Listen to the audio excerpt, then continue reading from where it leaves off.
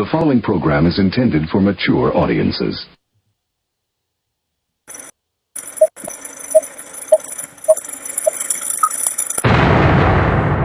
Rudy's Revelation. How dare we speak Merry Christmas? How dare we?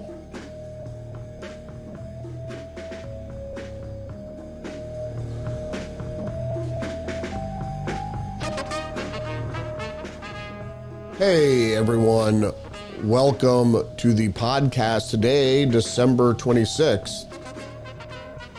I hope everybody had a Merry Christmas. But it's time to get back in the news. I was going to stream an episode yesterday, but I was having too much fun eating and drinking, and so by the time it got down to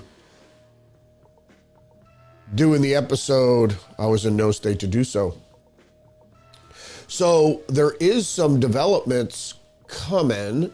I will probably be multi-streaming to YouTube coming up now that my multi-stream software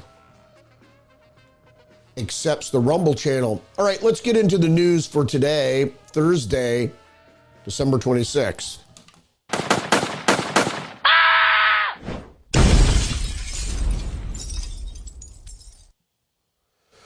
We're going to start off here with a very disturbing story. This is about a Georgia homosexual couple who adopted two special needs boys.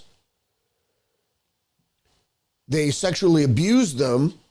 They took pictures and videos of the abuse and distributed it online. And they also invited other friends of theirs over to also rape their two adopted special needs sons. The trial just got through in Georgia, outside of Atlanta.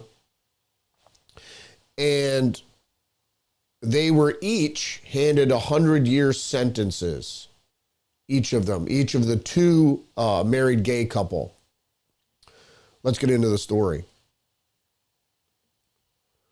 A homosexual couple in Georgia have been found guilty of a horrifying sexually abusing their two adopted sons and passing them around to their other gay male friends, pedophiles, and distributed child sex abuse material, resulting in a 100-year prison sentence. The two adopted boys both have special needs, though the specifics of their special needs were not released to the press. These two guys, known as the Zullochs, isn't there some sort of reference there? Was it the Molochs? What was the thing from Time Machine? In any case, the Zullochs adopted the boys, two brothers who are now 10 years old and 12 years old, from a Christian special needs organization. A source who reached out to the press claimed that the charity was forbidden by law to deny the gay couple's request to adopt their protected class. So one of the gay couple, William Zulloch, was employed by the government. And Zachary, the other individual, worked in banking. But their lives had a sinister, disturbing secret. Was it that they worked for the government and in banking? No. Their two adopted sons were routinely forced into sexual situations and acts by the couple, who would record the child sex abuse and rape in order to film videos and take photographs for gay pedophiles to purchase. Authorities noted that Zachary once sent a revolting Snapchat message that said, "I'm going to fuck my son tonight, stand by," according to evidence presented by the police. The men also boasted about the assault to the equally deranged friends. Oftentimes, they would attach images of the boys being abused in addition to the evil messages. Well, the reason I titled today's episode as I did, you have to forgive me if the sound sounds a little different. I got a new mic for Christmas, and I'm getting some interference. I'm getting a buzz. And so I think it's my XLR cable, my mic cable. And so I'm just using my lab for now. I'm going to recalibrate and try to test things out today. Also, we might get Perry on the line for a special report this weekend, or a special episode of Tuesdays with Perry maybe tonight or tomorrow. So stay tuned for that. So the reason I titled today's episode as I did, about conspiracy theories, is that people don't believe that these heinous acts go on. And that in fact, the United States is the leading purveyor of child sex abuse material and child sex trafficking. And so these things exist. These homosexual pedophiles are indeed of concern, and that's why people should be concerned when dealing with people that have sexual perversions, because their perversions don't always stop at sexuality, at homosexuality, I should say. So there's another case here that deserves looking at. The New York Post is reporting Baby Driver actor Hudson Joseph Meek, 16, killed after he falls out of a moving car. Well, why is this unusual? Well, we don't know, and nobody seems to know the specifics of what happened in this incident. So Baby Driver is a movie that you're going to have to look at. In any case, that this child actor seems to have been thrown out of a moving vehicle where he was killed. Now, he is a child of Hollywood. Was he resisting sexual advances of somebody in the Hollywood movie industry? Was he threatening to out people in the Hollywood movie industry over child sex abuse charges? Because we see what happens often with people that do that. So I just wanted to throw that headline in there so you can consider this story in maybe its most darkest context. Other headlines, The Guardian, Bilderberg Group changes itself for the modern world and return of Trump. Once the apex of conspiracy theories, the influential group signals a shift by naming ex-NATO chief as new co-chair. So new co-chairman of the Bilderberg Group, which apex of conspiracy theories, they didn't even admit, and mainstream media didn't start admitting that the Bilderberg Group even existed until 10 years ago, when in fact it was formed in the late 40s, early 50s, and has continued as an apex of Western corporate power to decide the agenda for the human race, Western civilization in particular. So if you don't know who Stoltenberg is, the former head of NATO, Jens Stoltenberg, has been named the new co-chair of the influential Bilderberg Group, which convenes a yearly transatlantic policy conference and has long been the subject of conspiracy theories around the extent of its power to shape global events. How does it have the power? If it's not a conspiracy, how does it have the power to shape global events? And if you didn't know what it was, it's a global meeting of the most powerful. Prime ministers, EU commissioners, bank bosses, corporate CEOs, and intelligence chiefs, and some politicians. It's extremely guarded and fiercely private 4-day event. At first, the reason it's called the Bilderberg Group, because it doesn't really have a name, and its first conference was held in the Bilderberg Hotel in the Netherlands, I believe. So it's something to be concerned. People like Alex Jones have gone to Bilderberg, and many others have gone to Bilderberg over the years. And now the public face, or a more public face, of the Bilderberg Group is the Davos Summit, which is the economic forum. So the World Economic Forum, it's called, and it's held in Davos, Switzerland, which is the public face of the Bilderberg, where there are more parties and more conferences and whatnot. But all these things, the Bilderberg Group, Trilateral Commission, Council on Foreign Relations, the WEF, the Roundtable. There are many secret groups that are basically, I don't want to say apex of power, but I keep going back to that. It's where the most powerful people can get together and devise agendas for global dominance and control. Speaking of more conspiracy theories, this is from El País, I believe, on climate. This is a Spanish English magazine, I believe. And it says, artificial rain and anti-hail cannons. Can the weather be manipulated? And the subhead goes on to say there's no out-of-control engineering causing damage or drought. How do you know? And that's the problem with, it doesn't matter if it's journalism or anything written or any statements made that seem like, de facto authority. And it's not. How do you say there's no out-of-control engineering causing damage or drought? You don't know. Most of these weather manipulation programs are secret. But the threat of climate change is increasingly interest in some countries in techniques to alter the weather. So weather modification never happened, right? But now they're considering it to fight climate change. The white trails left by airplanes have nothing to do with experiments that have caused the catastrophic storm that left more than 200 people dead in Valencia, Spain. I don't know about that.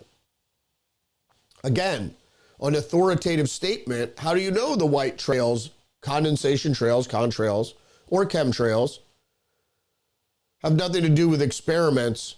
I mean, they're not really experiments anymore. They're actually conducting weather modification. Not even experiments, they're programs. Neither is there other out-of-control climate engineering that is causing torrential rains or droughts. I don't think that's true. It's weather modification, and that's the problem with weather modification, that if you cause it to rain in a certain place, the moisture has to come from somewhere. So if you cause it to rain in the desert, it could cause droughts in usual temperate areas. However, beyond conspiracy theories, the human desire to try to control the weather is not a hoax. There are already scientific studies that show that rainfall can be increased artificially through cloud seeding with silver iodide. Well, is silver iodide a chemical? Well, then it would be chemtrails, the cloud seeding. So on one hand, they say it doesn't exist, and then on the other hand, they contradict themselves and say it does exist. And the caveat is, it's like, well, they're not out of control experiments. They're programs that are actually happening. So I believe they're out of control experiments, and they have been out of control experiments. And one of the out of control experiments, I believe, did indeed burn a hole in the ozone. And a lot of the reason for some climate difficulties, including warming and whatnot, has to do with this ozone problem. More conspiracies. Excuse me. Just the News is reporting spy games, Chinese operatives arrested in California and Guam as espionage concerns rise.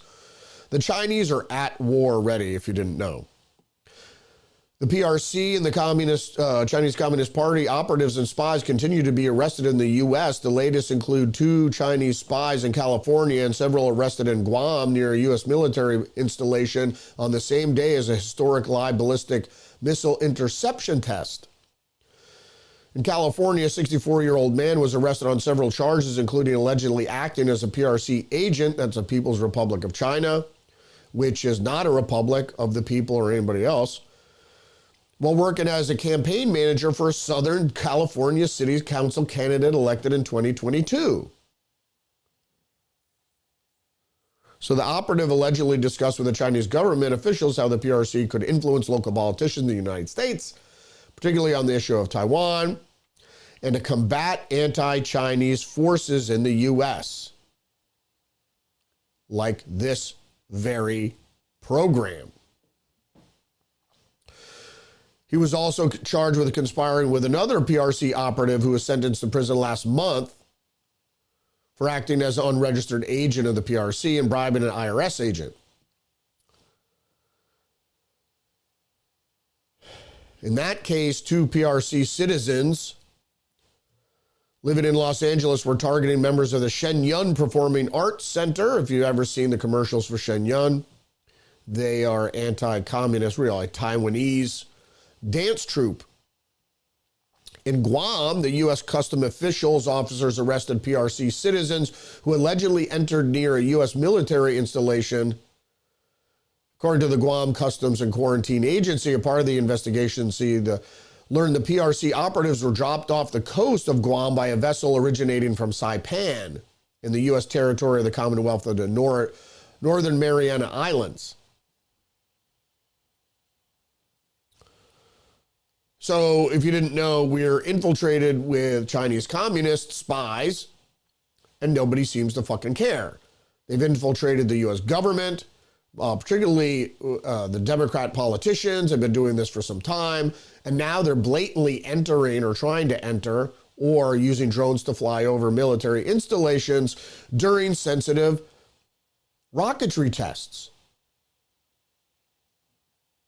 Speaking of the Chinese, The Guardian is reporting Finland-Estonia power cable hit in the latest Baltic Sea incident. The Finnish electrical grids head of operations says the sabotage can't be ruled out.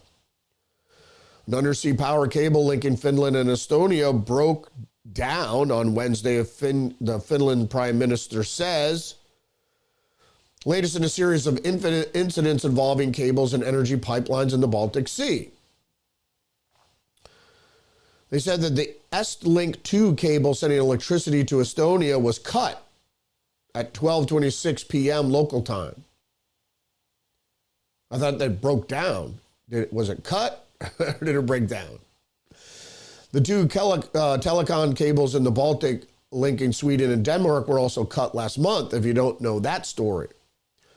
Suspicions fell rapidly on the Chinese ship Yangpeng 3, which according to tracking sites had sailed over the cables around the same time they were cut. And this was the two telecom cables linking Sweden and Denmark. Washington Times is reporting black gun activist says ATF raided his home to scare legal firearm owners. So another crazy conspiracy. There's something with this mic here. Excuse me. So another conspiracy theory that they, particularly the ATF under Democratic administrations, is going around targeting people who are lawful gun owners. Well, this guy in particular is a black gun owner. And we'll go to the story. A federal raid at the Baltimore home of a gun rights activist ended with no arrest, charges, or weapon confiscations, leaving the local advocate wondering if the action was intended to intimidate lawful black gun owners. You might have heard of this guy, Mark Choppa Manley, who he would hold these gun outings, particularly for black folks. To go and learn about firearms, learn the laws regarding firearm ownership and use, et cetera, et cetera.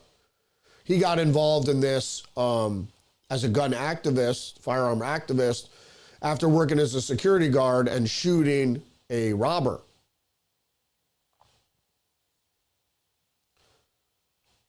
The fact is that if you are a firearm advocate, and particularly if you are, I don't want to say trafficking in firearms, but you are helping people get firearms, train with firearms, etc., especially in communities that haven't had this type of training, you might be targeted. I mean, I had a local gun shop and range that I used quite often, and it was raided by the ATF.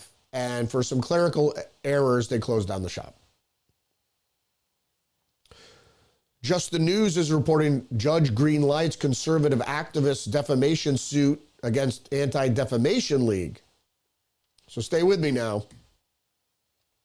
U.S. District Judge Reed O'Connor greenlit defamation case against the Jewish civil rights group, the ADL, for putting Patriot Voice founder John Sabal, who organized For God and Country conferences featuring speakers in the President-elect Donald Trump's orbit, in its glossary of hate and extremism and hate in the Lone Star State report, which linked to his glossary entry. Sabal has shown a glossary creates a defamatory impression by juxtaposing facts in a misleading way, and he made the requisite, especially rigorous showing of the report's defamatory meaning by implication. O'Connor wrote, quoting Texas Supreme Court decisions on defamation via publication as a whole and the Dallas Morning News. Well, so good. I mean, this is one good step in a good direction against the ADL, which is like the ACLU, but even more so is I don't want to say a hate group, but it's a censorship group. It's it's not really the Anti-Defamation League. It is a defamation litigator. If you've ever gone onto the site, see this little symbol right here? This little symbol here apparently is a hate symbol, a coiled snake, which really is a sign of liberty. Don't tread on me, the Gadsden flag, etc. But the ADL sees that as a hate symbol. They go around and defame people and smear people all the time, including people like Alex Jones. Oh, he's, what the hell did that one journalist call him an unalloyed racist? So I watch Alex Jones for a while, and I never saw anything that, made me cringe. I didn't see anything outwardly racist about Alex Jones. So, and he's had plenty of black people on his show, so. I know I went on the ADL site once, and the kind of shit I saw there was like mind-blowing. It's like everybody is anti-Semitic except for the Jews themselves. Federalist is reporting animosity against Jews demonstrates leftist icon Greta Thunberg's extremism. Indeed. Her latest episode of Malevolence was on display earlier this month in Mannheim, Germany, where she publicly cursed out the nation of Israel and Germany. She targeted the German government with public profanity over its support for the Jewish state. All people have a right to live in peace. That's my belief. So, and if you know the history of the land of Israel or the Palestine, Philistine, whatever, you know what happened there. And so the European Christians, much like they did with the Crusades after the Ottoman Empire's long stranglehold on the area, they wanted to it wasn't really a new crusade, but the British, having won in World War I against the Ottoman Empire, went in and made it a protectorate for the Jewish people.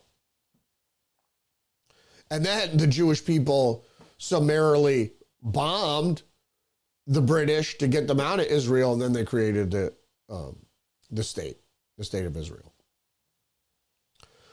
More news from Just the News. State Department U.S. intel memo unmasked longtime terrorism ties of Syria's new governing regime. Indeed, the American State Department is known to support terrorists for a variety of different reasons. They actually train the terrorists, but I'll get into that after this.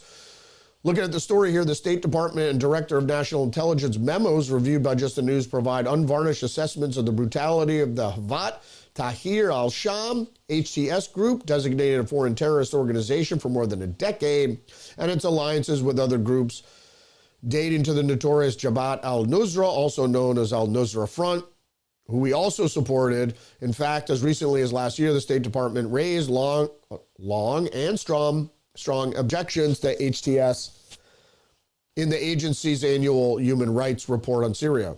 Armed terrorist groups such as HTS committed a wide range of abuses, including killings, kidnappings, physical abuse, recruitment of or use of child soldiers.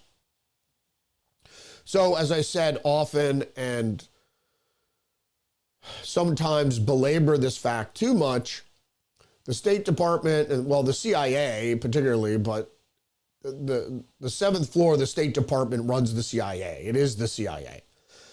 So, but it isn't the actionable arm of foreign diplomacy, which is the CIA. So, in any case, the CIA, really around the fall, it was, I think, way before the fall of the Soviet Union. I think it must have been in the early to mid to late 80s. The CIA was recruiting Wahhabist Islamist fighters, mostly from Saudi Arabia, to fight the Soviets in Afghanistan.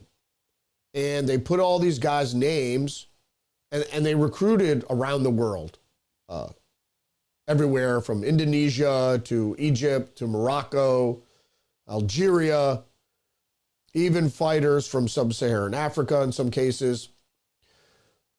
However, and mostly from Saudi Arabia, but all over, mostly Sunni Islam, the Wahhabists, and put all their names in a database.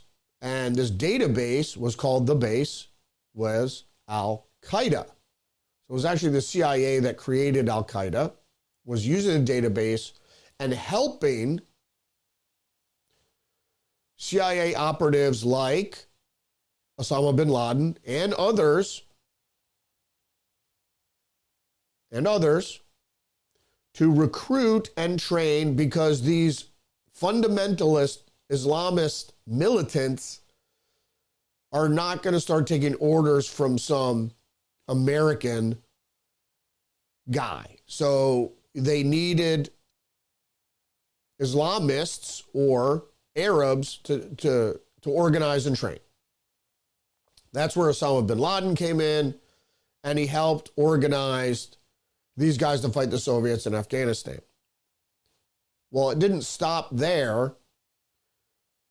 When the fall of the Soviet Union was becoming apparent, the United States wanted to develop another boogeyman in which they could justify the military industrial complex for. Because the peace dividend, which happened under Clinton, which was legitimate, wasn't maintained. Soon after the peace dividend, it wasn't even by 2000 they were already worrying, but the terrorism had started way before then, but way before 9/11, which justified not only a bigger military industrial complex to fight internationally, but also domestically, where they instituted the Patriot Act, which was a draconian authoritarian bill of domestic surveillance and compartmentalization, creating umbrella groups like Homeland Security on this false notion that, Muslim terrorists are going to come get us. And then you saw it in all the movies with predictive programming, like Arnold Schwarzenegger movies about Muslim terrorists and all this other stuff. What was that one with Jamie Lee Curtis? I forget. Something to consider. All right, stay with me now. Changing gears here. The New York Post, lean-looking Elon Musk reveals he's taken Monjuro for weight loss in festive Ozempic Santa post.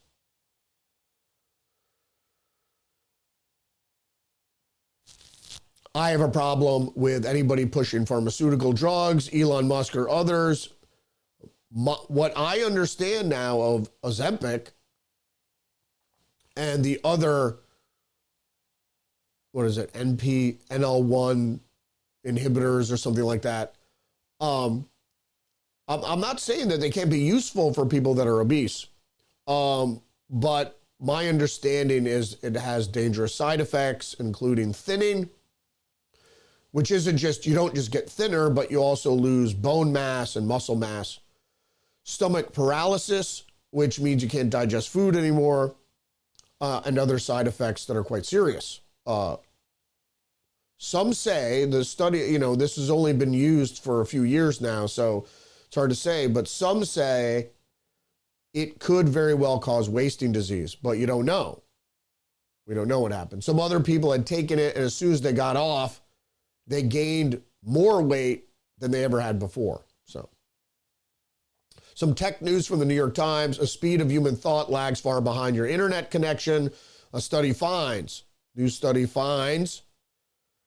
a bit of counterweight to the endless hyperbole about how incredibly complex and powerful the human brain is. Is it hyperbole? Only from a scientist who is a techophile, let's say, enamored with artificial intelligence. So the story goes on to say, now researchers have estimated the speed of information flow in the human brain is just 10 bits per second. They titled their study, published this month in the journal Neuron, The Unbearable Slowness of Being. But no one had pinned down the rate at which information flows through the nervous system.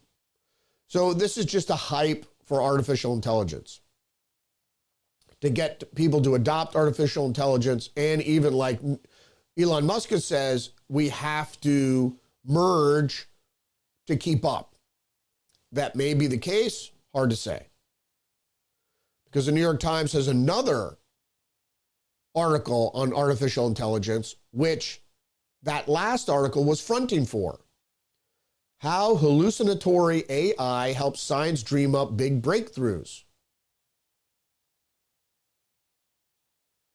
Article goes on to say, in the universe of science, innovators are finding that AI hallucinations can be remarkably useful. Now, if you don't know what they're talking about here, it's AI sometimes makes shit up. And it's plausible, maybe speculative, but is it true? So what they're saying here is the smart machines, it turns out, are dreaming up riots of unrealities that help scientists track cancer, design drugs, invent medical devices, uncover weather phenomena, and even win the Nobel Prize. The public thinks it's all bad, as Amy McGovern, a computer scientist who directs a federal AI institute, which is worrisome. But it's actually giving scientists new ideas. It's giving them a chance to explore ideas they might not have thought about otherwise. So what they're saying here is that even though AI is projecting these falsities, it may have a root of truth in them, in the sense that they're not truthful now, but they could be truthful. That's something to consider. And like I said, fronted by that last article that said, oh, the human mind is so slow, but the hallucinations from AI are better than even the human mind. Well, I don't know. Well, that's it. Dreams, you make shit up and you bring it to a reality. That's how the human mind works. So whether they're hallucinations or not, if you have a dream of something going into space maybe, or Neuralink or whatever, and you just bring it into being. I mean, if humans could do it, certainly. Neuralink doesn't really exist now, but it's getting there.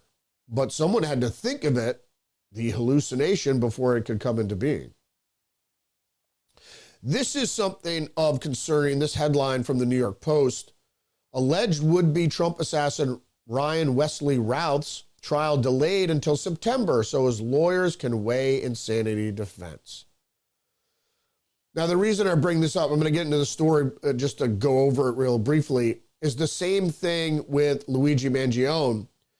They have these two left-wing nut jobs that are already heralded as heroes by some, and going to be even more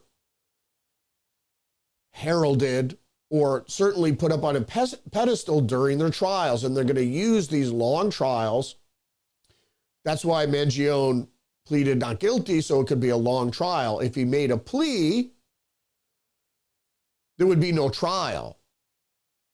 And so it wouldn't be aired publicly. And you know these are probably going to get public news coverage. They'll allow cameras in the courtroom, perhaps. I'm sure with Mangione. With Routh, I don't know, because he seems to be an intelligence operative. And so the intelligence community doesn't want anything to get out. A Mangione, I believe, is a stand-in. Whether or not he was the actual shooter, it's debatable. But he is the poster boy, anti-capitalist poster boy. And so he'll get cameras up the wazoo, as you saw already. If you didn't see, he was marched out in his orange jumpsuit. And there's a lot of psyop going on. Did you see the picture? I think I had it in my thumbnail, of that girl who went into the Christian school and shot it up.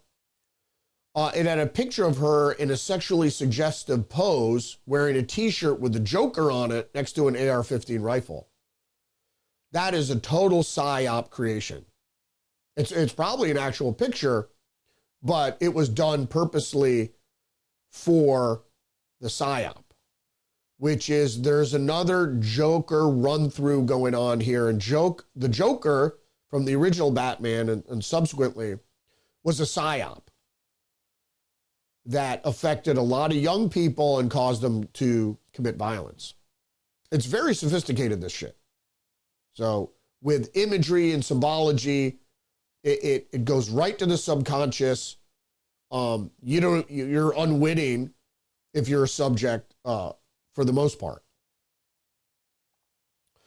So let's get on with this story. I just want to point out or go over some things that we should talk about. The delay was requested and alleged by would-be assassins' lawyers, who argued that they needed more time to assess the evidence against Routh as they weigh whether to pursue an insanity defense. Routh, a native of Hawaii, I thought he lived in Delaware for a while. Routh, a native of Hawaii, owns 17 cell phones and several other electronic devices, which contents the defense lawyers hope to review. Who the fuck has 17 cell phones? Only an intelligence operative. This guy was obviously an intelligence operative. He was allowed to go to Ukraine and act as a conduit for recruitment. And he was never, and apparently he bumped into other non-CIA assets that worked for USAID and was never stopped from doing so or sanctioned by the State Department or anything else. The State Department would never allow American citizens to go to a war zone and insert themselves there. So if you didn't know this, I think it's Aileen Cannon, the judge, Aileen Cannon, who presided and dismissed Trump's classified documents case, noted in her order that she agreed with Routh's lawyer needed more time, given the gravity of the allegations, and ruled that September 25th trial would not be an unreasonable delay. It is an unreasonable delay. And then I just want to review that he was spotted by a Secret Service agent on Trump's outside a fence in Trump's golf course with a scoped rifle. And the Secret Service opened fire on him, but missed every shot. Apparently, he took like 5 or 6 shots at the guy and missed every one. And according to the House, and then Routh drops his weapon and flees and is later apprehended. It sounds like this whole thing was created for the trial to happen. So we'll see. But I think it's another psyop. Speaking of psyops, KOMO News, bird flu kills 20 big cats at Shelton Sanctuary, devastating conservation efforts. It's been one big nightmare. I never thought something like this would happen to us. Wildfelled Advocacy Center director and co-founder Mark Matthews, maybe only at a facility that had cats near each other and hours are spread out over 5 acres. I don't know the veracity of this report. Como News, Wildfelled Advocacy Center director Mark Matthews. I'm always very skeptical of alliterative names simply because it sounds like an intelligence operative. And then CNN reports how America lost control of the bird flu, setting the stage for another pandemic. Nearly a year after the first outbreak of the bird flu among cattle, the virus shows no sign of slowing. The U.S. government failed to eliminate the virus on dairy farms when it was confined to a handful of states. By quickly identifying infected cows and taking measures to keep the infections from spreading. Now at least 875 herds across 16 states have been tested positive. They're just using this for an outbreak because at any time they could all of a sudden, no, there's human-to-human transmission, and we're off to the races. And it doesn't have to be, and it won't be, this virus, right, that they will say became humanized when it entered pigs or whatever, which is the likely narrative that they're going to push. They'll just introduce an already humanized version of the virus and said it became humanized in pigs or whatever. Salon is reporting a great tragedy, deadly plane crash in Kazakhstan sparks conspiracy theories that Russia did it. So if you don't know what happened here, in Kazakhstan,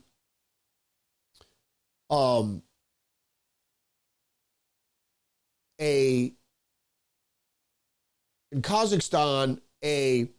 Armenian, or was it Azerbaijani? I think it was Azerbaijani airline flight went down in Kazakhstan, which is not part of Russia anymore.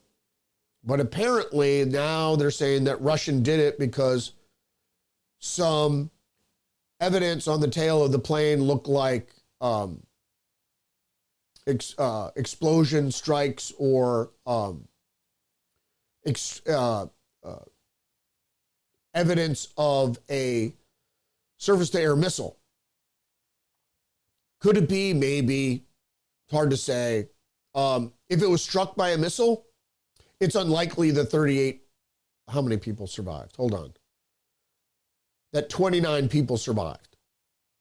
So there was a plane crash of an airliner and 29 people survived. I would credit their survival probably to the airline pilots who managed to crash land the plane, because if a plane is blown out of the sky, as we saw with the mysterious Malaysian flight that again was supposedly downed by Russian separatists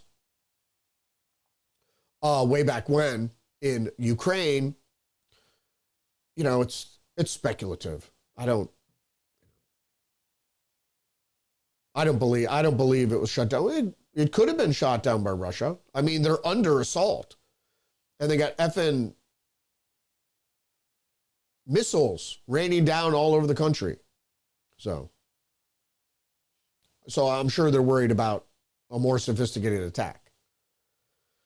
You might have heard about this also, maniac charge in alleged Christmas Eve stabbing of 2 people at Grand Central Terminal. I have frequented Grand Central quite a lot in my lifetime. And it was near the subway. I think it was near the Crosstown Shuttle subway. I would never ride the subway now. It's too dangerous. Like I said in an earlier episode, the homeless people during the wintertime when it gets cold go down the subway to keep warm. And most homeless people have mental illness. And so it doesn't surprise me. Is this guy mentally ill? I don't know. He started screaming for his mama during his hearing.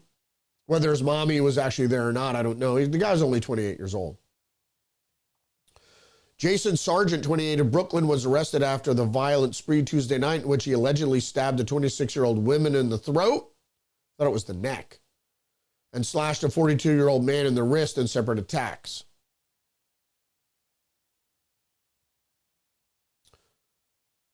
It's dangerous.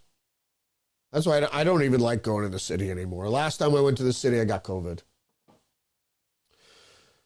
Stay with me now, Associated Press. Americans are exhausted by political news, TV ratings, and a new AP NORC poll show they're tuning out. As a Democrat who immersed himself in political news during the presidential campaign, Zaid Anwala has much in common with many Americans since the elections. He's tuned out. People are mentally exhausted, said Anwala, 45 of San Diego. Everyone knows that what is coming, and we are just taking some time off. Television ratings and now a new poll clearly illustrate the phenomenon. It's not a phenomenon. My brother also is not watching news anymore because he doesn't like the truth. So they tune out. So I don't like political news because Trump won. Because you have to hear that more than half the American electorate elected Trump on purpose because they think he'd be a better president. Not because they're racist or anything like that. He made inroads in all minority groups and with young people. And now the Democrats are still scratching their heads, trying to figure out what happened. What happened is you were wrong. You were wrong in 2015. You were wrong throughout Trump's first term. You were wrong throughout Biden's term, and you were wrong now. You were wrong about Trump. You were wrong about the accusations of misogyny and racism and xenophobia and Islamophobia and all this other stuff. You don't know what you're fucking talking about. If you did your anthropological, sociological research and learned a little bit about the Tea Party and that Americans wanted to go back to individual liberty and rightful discourse and debate over things that can't be slandered and undermined constantly by saying racist. You know, we're not racist. We got some serious fiscal arguments as far as conservatism goes. And also about individual liberties as far as socialism goes. It's some real truth. And it's not crazy to see that it looks like the Democratic administration is allowing the communist spies to infiltrate everywhere they want to go. And they just say, whoopsie, or we didn't see the balloon. We didn't think it wasn't a spy balloon. They weren't spying. But now it's hard to say. It's like, what about all these human spies that are caught trying to infiltrate military bases? I don't know. Thanks for joining me today. Don't forget to engage the channel, like, subscribe, leave a comment, share the podcast. Join me every day on Rumble, live streaming at 10 a.m. Soon to be YouTube as well. Check out my other website, libpop.org. Learn about libertarian populism. Stay hip to the trick. I'll see you tomorrow. Respect.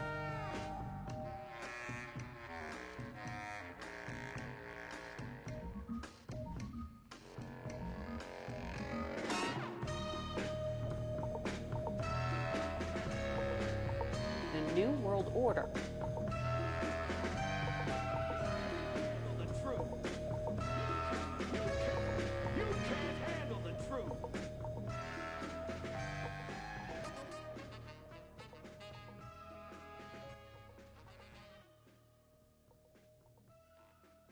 This is a conspiracy.